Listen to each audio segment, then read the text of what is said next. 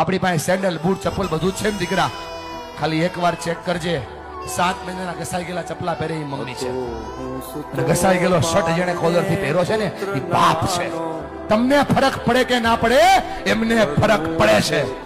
જ્યારે તમે ખોટું બોલો છો, જ્યારે તમે તમારી જાતને છેતરો છો, જ્યારે ભણવાના બાના ઉપર તમે બીજા કામ કરો છો ને બેટા, તમને ફરક પડે કે ના પડે, એમને ફરક પડે છે. કેટલો ફરક પડે છે તમને કઈ નથી શકતા, કેમ કે તમે મોટા થઈ ગયા છો બેટા.